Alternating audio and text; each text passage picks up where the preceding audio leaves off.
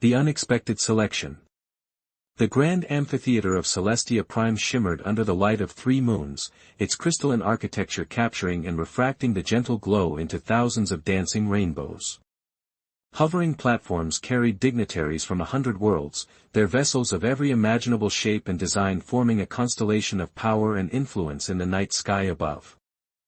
Princess Nyxera of the Luminari dynasty stood at the center of it all, her bioluminescent skin pulsing with barely contained annoyance. The selection ceremony was a tradition that stretched back 10,000 standard cycles, a diplomatic necessity designed to forge alliances through royal unions. But to Nyxera, it felt like an elaborate auction where she was both prize and reluctant auctioneer. "The next candidate approaches," announced Grand Herald Vasman, his multi-jointed limbs gesturing dramatically toward a Chronaxian warrior who entered the circle of judgment. Warlord Kraz of the 7th Battle Fleet, conqueror of the Rigel Expanse, bearer of 97 honorable scars. Kraz beat his armored chest with 2 of his 6 arms, the other 4 brandishing various weapons that glinted menacingly in the ceremonial light. "Princess," his translator boomed, "I offer you the skulls of my enemies and the loyalty of 17 star systems." Nyxera maintained her regal posture while mentally calculating how quickly she could have him removed from the amphitheater if necessary. This was the 27th suitor today, and her patience had evaporated somewhere around number 12, a gelatinous entity that had attempted to compose a love poem that consisted primarily of bubbling noises. "The offer is acknowledged," she replied with practiced neutrality. Court protocol required her to consider each suitor, but tradition also allowed her to select anyone present at the ceremony. A loophole she intended to exploit.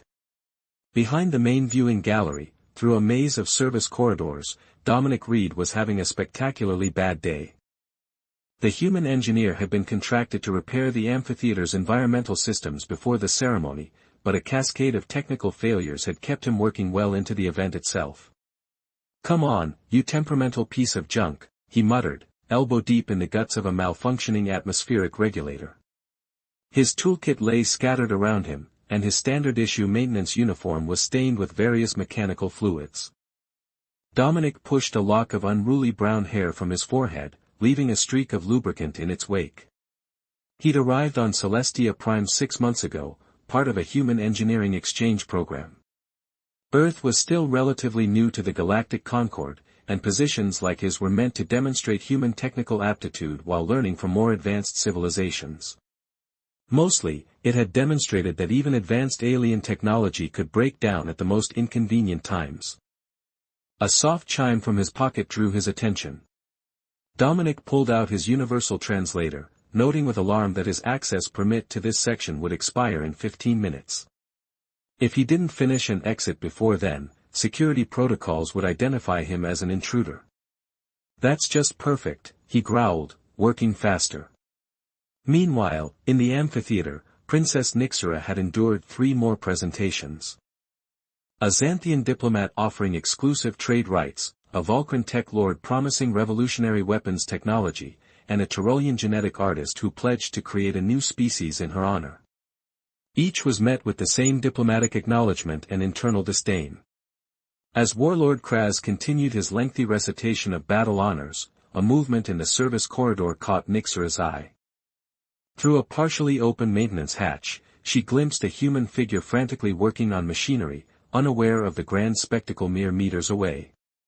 Something about the human's focused determination, completely oblivious to the pomp and circumstance, struck her as refreshingly authentic. In that moment, surrounded by calculating political maneuvers disguised as courtship, Nyxera made a decision that would reverberate across the galaxy. "I have made my selection," she announced, cutting off Warlord Kraz mid-boast. The amphitheater fell silent. Grand Herald Vasman blinked all 4 of his eyes in succession, a sign of surprise. "Your Radiance, there are still 33 candidates awaiting their presentation. Nevertheless, I have chosen." Nyxera's skin pulsed with bright, determined patterns. She extended her arm, pointing not at any of the assembled dignitaries, but toward the maintenance hatch. "Him."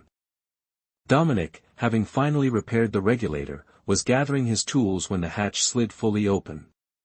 He looked up to find thousands of alien eyes suddenly fixed on him, and a regal figure pointing directly at his chest. He managed eloquently, is there a problem with the climate control? The amphitheater erupted.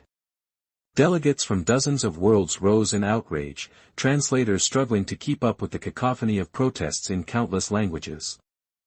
Warlord Kraz smashed his ceremonial mace into the floor, cracking the ancient stone.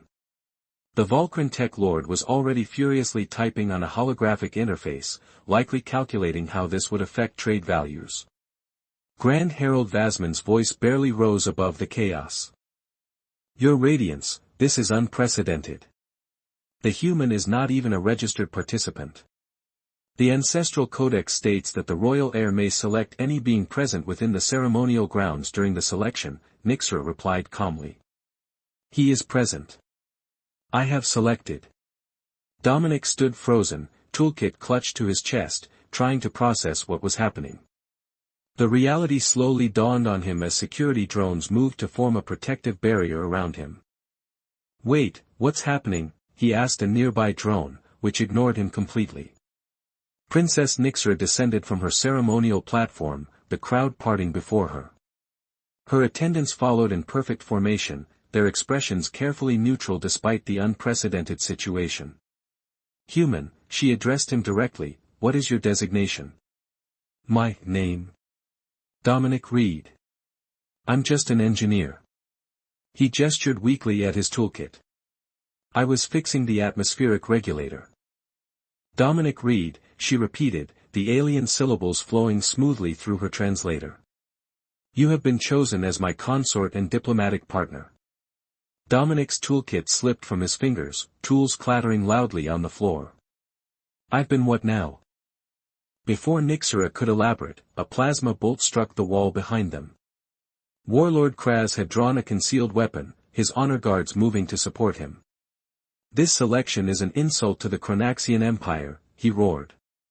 I will not be denied by some primitive primate. Security drones instantly formed a defensive matrix around Nixra and Dominic. Royal guards materialized from hidden positions, their weapons already charged. The selection is made and binding, Nixra stated firmly, even as she guided Dominic toward an exit. Any challenge constitutes an act of war against the Luminari dynasty. Dominic found himself being hurried through a corridor he hadn't known existed, surrounded by guards and led by a princess he'd never met until 5 minutes ago. I really think there's been a mistake, he protested. I'm just here to fix the environmental systems. There is no mistake, Nixra assured him, her luminescent patterns shifting to convey determination. Though I admit this isn't how I plan to conduct the ceremony. More shouts echoed behind them, followed by the distinctive sound of weapons fire. The royal guards accelerated their pace. Your Radiance, we must reach the royal cruiser, urged Captain Loxel, head of her security detail. Multiple factions are mobilizing. The Chronaxians have blocked the main exit. They emerged onto a private landing platform where a sleek vessel awaited, engines already humming with ready power. Dominic noted with the detached interest of someone in shock that it was a Luminari Starblade, a ship he had previously only seen in technical journals. Wait, he protested as they rushed toward the boarding ramp. My quarters, my things. Will be collected, Nixra assured him, not breaking stride. Right now, your safety is paramount. My safety?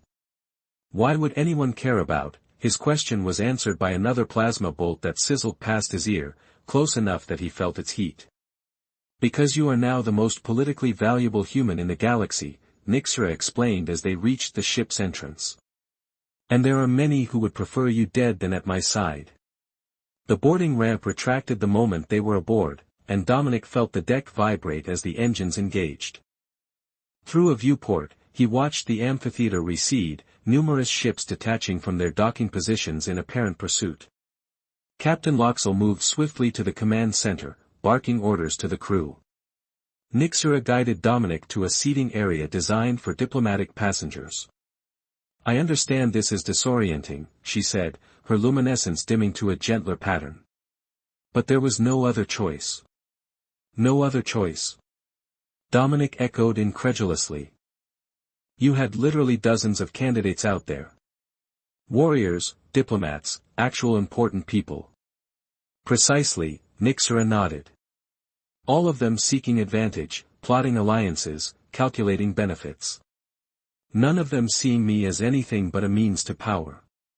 She studied him with eyes that shifted like opalescent galaxies. You were different. You were simply doing your work, with no agenda toward me or my position. The ship lurched as it accelerated to escape velocity, artificial gravity compensating a moment later. Through the viewport, Dominic saw smaller vessels in pursuit, their weapon systems visibly charging. So you picked the maintenance guy because I wasn't trying to marry you? He asked, still struggling to comprehend. That's not how relationships work where I come from.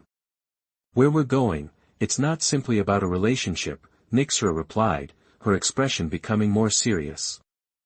It's about survival, yours, mine, and possibly that of both our species. As if to emphasize her point, the ship shuddered under the impact of a direct hit. Warning lights flashed across control panels, and the captain's voice came through the communication system. Your Radiance, we have multiple hostiles in pursuit. Chronaxian warships have formed a blockade at the system's edge. Nixera's expression hardened, her bioluminescence shifting to patterns Dominic couldn't interpret. Activate the phase drive. Emergency protocols. Phase drive? Dominic's eyes widened. But that's theoretical technology. The princess gave him a look that was almost amused. For humans, perhaps.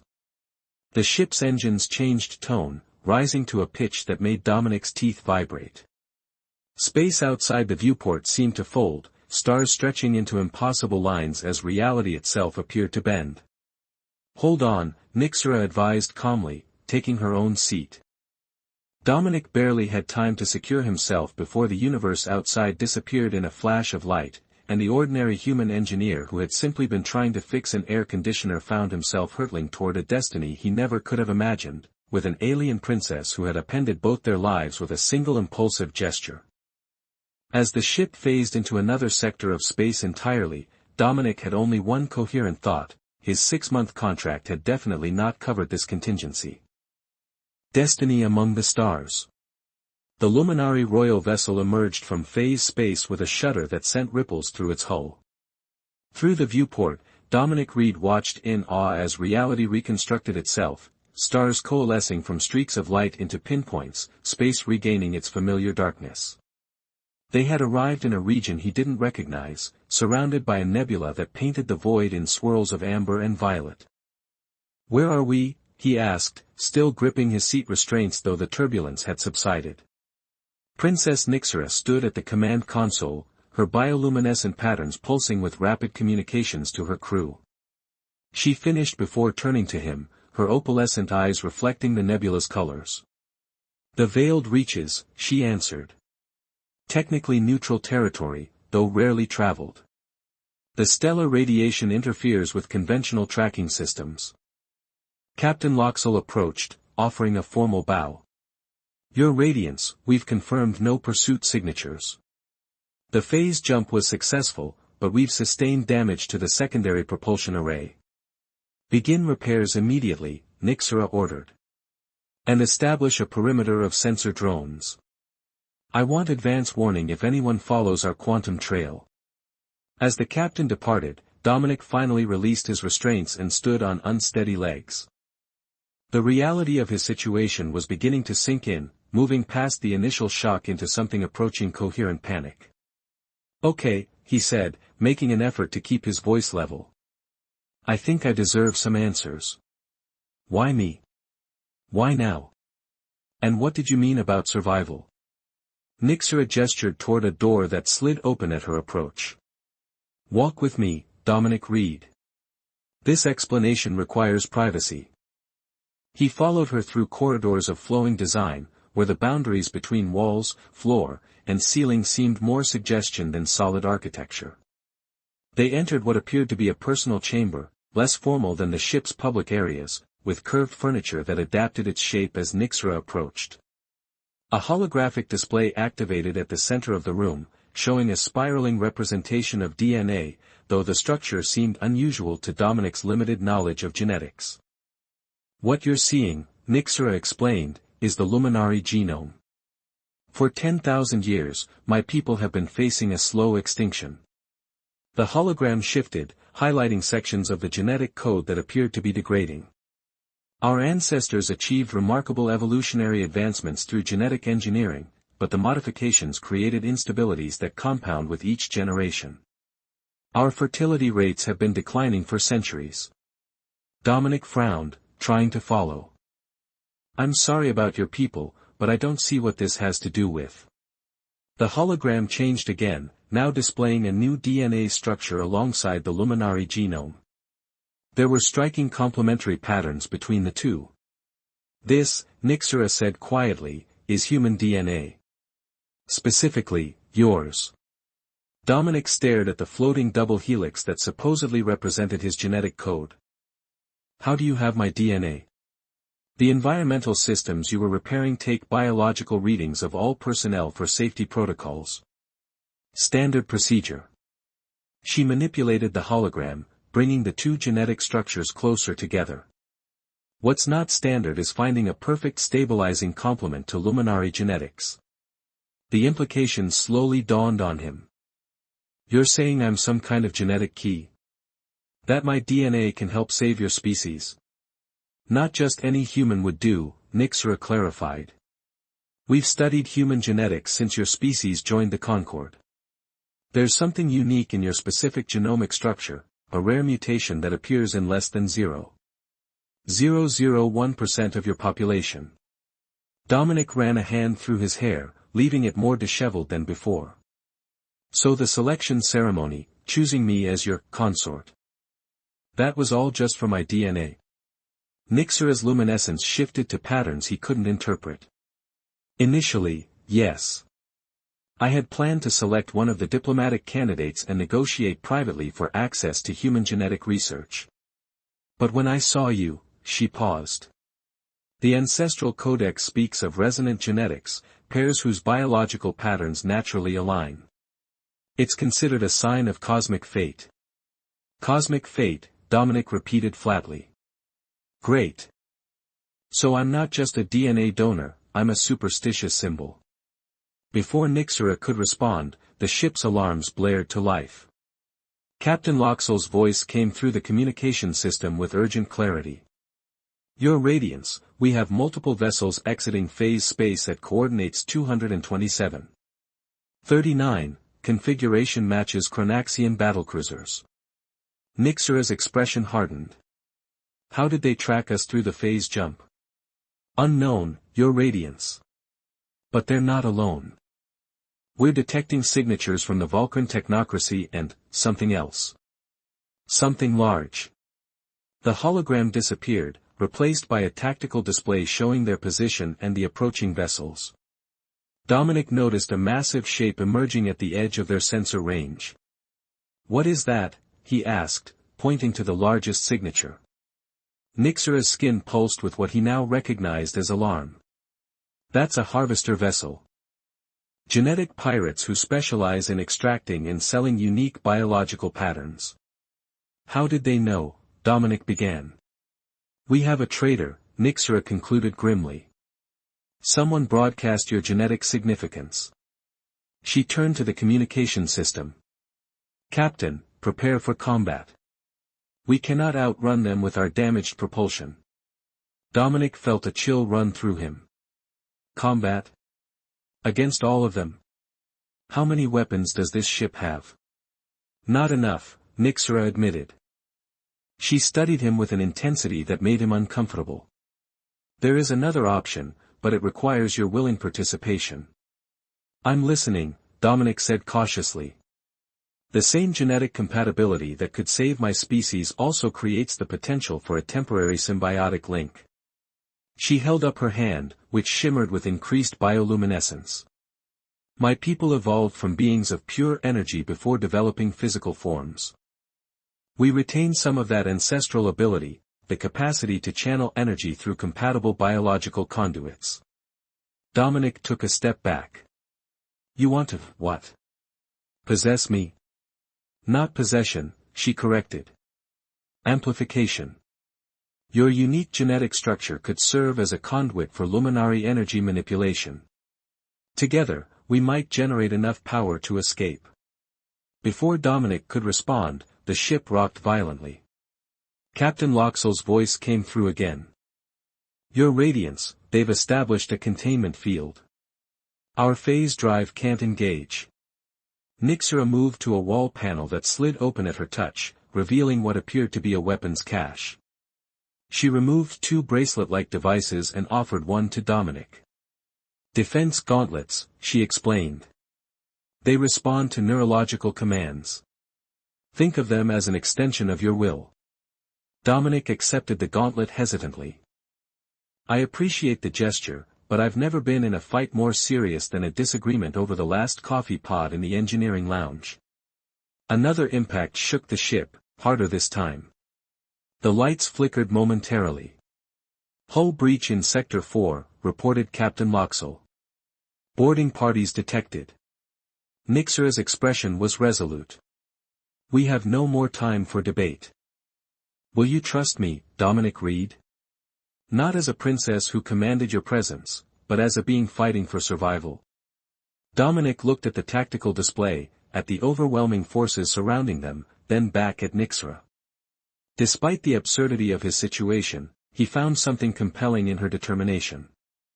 I still think this is crazy, he said, securing the gauntlet around his wrist, but I've never liked bullies, regardless of what solar system they're from. A rare smile crossed Nixera's face, her luminescence brightening momentarily. Then let's make our stand. They moved through the ship toward the main bridge, passing crew members preparing for combat. Dominic noticed the respect with which they treated their princess, not fear or blind deference, but the loyalty given to a leader who had earned it. The bridge was a hub of controlled chaos when they arrived. Tactical displays showed boarders advancing through multiple sections of the ship, while outside, the enemy vessels maintained their containment field. Status report, Nixera demanded as she took position at the command center. Chronaxians have breached decks 2 and 5, Captain Loxell reported. Vulcan tech soldiers are attempting to access our central computer through the engineering section. The harvester remains outside but is deploying collection units. Dominic examined the ship's schematics on a nearby display. The environmental system I was repairing on Celestia Prime, does this ship have something similar? Yes, Sector 3, one of the engineers confirmed.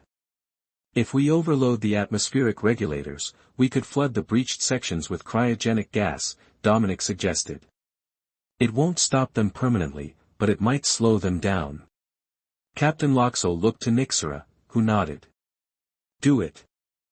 As the crew implemented his suggestion, Dominic felt a strange sense of purpose replacing his earlier panic.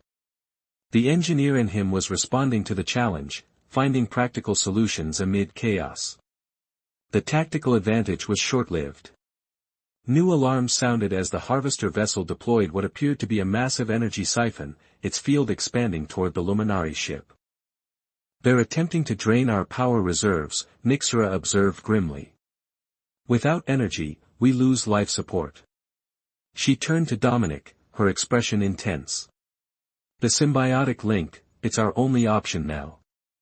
Are you willing? Dominic looked around at the crew fighting desperately to protect their ship, their princess, and now, by extension, him. He thought of Earth, so new to the galactic community, and what might happen if hostile forces obtained his unique genetics. What do I need to do? He asked. Nixera extended her hands. Physical contact initiates the connection. After that, focus on the energy flowing between us. Your mind will instinctively understand. Dominic took a deep breath and placed his hands in hers. Immediately, he felt a tingling sensation that rapidly intensified, spreading up his arms and throughout his body. Nixera's bioluminescence increased dramatically, patterns flowing from her skin onto his. The sensation was unlike anything he had ever experienced, as if every cell in his body had suddenly awakened to new potential. He could feel energy coursing through him, raw and powerful, seeking direction. Focus, Nixera's voice seemed to come from both outside and inside his mind. Visualize the energy moving through you, back to me, amplified. Dominic closed his eyes, concentrating on the flow as she described. He imagined it as electrical current in a circuit, something familiar to him as an engineer, taking the raw power and channeling it with precision rather than resistance. The bridge crew gasped in unison. Dominic opened his eyes to see that both he and Nixera were enveloped in a corona of light that pulsed with increasing brightness. Through the viewport, he could see the harvester's energy siphon faltering as it encountered this unexpected resistance. "It's working," Captain Loxell reported with awe. "The harvester's siphon is overloading." Nixera's voice resonated with new strength. "More. We need more power to break the containment field." Dominic concentrated harder, drawing on his understanding of energy systems. In his mind, he visualized not just a circuit but a cascade, each flow amplifying the next. The corona around them expanded, filling the bridge with light so intense that the crew had to shield their eyes. Outside, the harvester vessel began to retreat as its siphon system sparked and failed. The smaller ships adjusted their formation, weapons charging. "Now!" Nixera commanded, her voice echoing with harmonics that vibrated through Dominic's very being. The accumulated energy surged outward from the ship in a brilliant wave that shattered the containment field. The pursuing vessels reeled from the backlash, systems temporarily disabled. "Phase drive online," called out a crew member. "Ready on your command." "Engage," ordered Nixera, still connected to Dominic. As the ship's phase drive activated, Dominic felt the symbiotic link begin to fade, the energy dissipating. The last thing he saw before consciousness slipped away was space folding around them as they escaped into phase, and Nixera's concerned face above him as he collapsed to the deck. He awoke in what appeared to be a medical bay, the gentle hum of diagnostic equipment surrounding him. Nixera sat nearby, her luminescence subdued, almost contemplative. "Welcome back," she said when she noticed him stirring. "You've been unconscious for 17 hours. Dominic tried to sit up, feeling surprisingly good despite what had happened. "Did we escape?" "Yes," she confirmed. "We're now in protected luminary space. Your suggestion about the environmental systems and your role in the energy amplification saved everyone aboard." He rubbed his temples, memories of the symbiotic link still vivid. "That was intense. I could feel your thoughts, your emotions." "As I could feel yours," Nixera acknowledged. "The connection was stronger than I anticipated. The genetic compatibility theories were correct, but they underestimated the potential." "What happens now?" Dominic asked. "Am I still just a genetic donor for your species? A scientific curiosity?" Nixera moved closer, her expression more open than he had seen before. "You were never just anything, Dominic Reed. The selection was initially motivated by scientific interest, yes. But what happened between us during the symbiotic link, that was unexpected." "You mean the energy amplification?" "I mean the resonance," she clarified. "In our shared consciousness, there was compatibility beyond genetics, a harmony of thought and purpose that cannot be engineered or forced."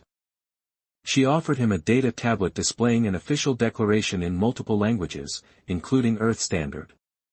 "This grants you full diplomatic status and citizenship rights within Luminary territory," she explained. "You are free to choose your path forward, whether that includes assisting our genetic research, returning to Earth, or—" She hesitated. "Exploring the connection we've discovered." Dominic looked at the declaration, then back at Nixera. Despite the extraordinary circumstances of their meeting, he found himself intrigued by the possibilities. The engineer in him was fascinated by luminary technology, while the human in him was drawn to the unexpected connection they had formed. "I was supposed to be on a 6-month assignment to learn about advanced technology," he said with a slight smile. "This wasn't exactly what I had in mind, but it's definitely educational." "Then you'll stay?" Nixera asked, her luminescence brightening with what he now recognized as hope. "For now," Dominic nodded. "Though I have one condition." "Name it." "Next time you want to ask someone out," he said with growing confidence, "maybe try a dinner invitation before the intergalactic kidnapping." Nixura's laughter filled the room, her luminescence shifting to patterns of joy that needed no translation. Outside the viewport, the stars of luminary space sparkled against the cosmic darkness, witnesses to an alliance that had begun in chaos but might yet evolve into something neither human nor luminary could have predicted. As the royal vessel continued its journey toward the luminary homeworld, diplomatic channels buzzed with news of the unprecedented selection. Speculation ran wild about the ordinary human engineer who had somehow captured the attention of the enigmatic princess. Little did they know that the true story, of genetic compatibility, survival, and unexpected connection, was only beginning. For Dominic Reed and Princess Nixura, the galaxy had just become both larger and more intimate than either could have imagined. And somewhere in the vast expanse of space, the vanquished pursuers regrouped, their designs on the unique human luminary potential far from abandoned.